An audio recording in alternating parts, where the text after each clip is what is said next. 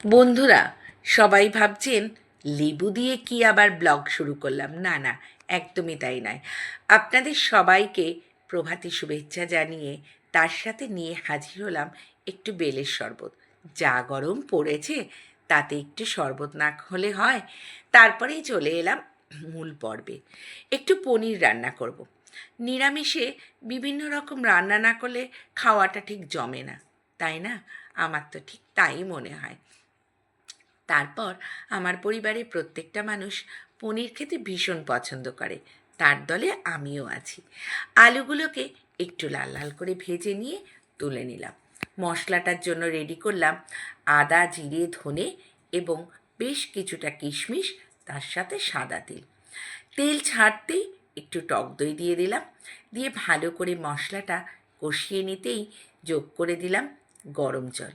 এতদিনে আপনারা সবাই জেনে গেছেন আমি রান্নায় গরম জলই দিতে ভালোবাসি, তাও দেখিয়ে দিলাম তেলটা ছেড়ে গেছে যে। তারপরে ঝোলটা ফুটে উঠতেই দিয়ে দিলাম পনির আর আলুগুলো।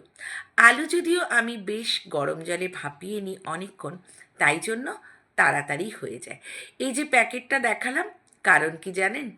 আমরা সত্যি অনলাইনের কাছে বৃদ্ধ হয়ে যাচ্ছি, সেটাই একটুখানি তুলে ধরলাম। আর এরপর যাকে দেখতে পাচ্ছেন লাল জামা পরে, আশা করি আপনারা এতদিনে তাকে চিনে গেছেন। ঠিকই ধরেছেন, আমার ছেলে। ও বড় হলেও ওর শৈশবটাকে কিন্তু আমরা কেউ কেড়ে নিইনি, চাইও না কোনো দিন। ওর একটাই হবি, বিভিন্ন ধরনের গাড়ি কালেকশন। তার খোঁজে ও বিভিন্ন দোকানে ছুটে বেড়ায়, কত নতুন নতুন ধরনের গাড়ি পাওয়া যায় সেই খোঁজে। আর সেই গাড়িগুলোকে ও বাড়িতে এনে ওর ক্যাবিনেটে সাজিয়ে রাখে।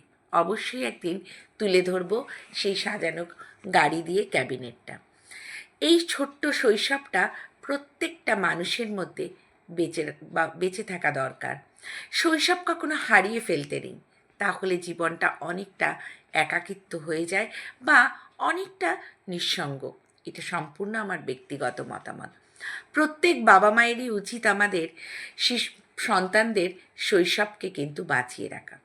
প্রত্যেকের এক একটা হবি থাকে, কারোর বই পড়া, তো কারোর গান শোনা, তো কারোর জামা কাপড় কেনার হবি, আবার আমার ছেলের মতন কারোর খেলনা কেনার হবি। টয় হাউসটা কিন্তু অসাধারণ, আমারও বেশ ভালো লাগে। তারপরে ফেরার পথে মা বেটা দুজনে মিলে বসে আছি একটা রেস্টুরেন্টের সামনে। এমনি এমনি নয়, আসলে কি জানেন তো, ওই যে আমরা একটু ফুটি ফুটি, তো চেহারাই তার পরিচয়। ছেলের বায়না ও বিরিয়ানি খাবে, আমি আর কর্তামশাই একটু নান পরোটা, কারণ বেশ ভালো লাগে আমার নান খেতে। তাই জন্যই বসে থাকলাম অর্ডার দিয়ে, যদিও পার্সেল করে বাড়ি নিয়ে যাব, কারণ কর্তামশাই তখন এখানে ছিলেন না। তাকে ছাড়া আবার আমাদের একা খেতেও ভালো লাগবে না, তাই জন্য সেই সুযোগে মুঠোফোনে বন্দি করে নিচ্ছিলাম চারিপাশের এনভায়রনমেন্টটা।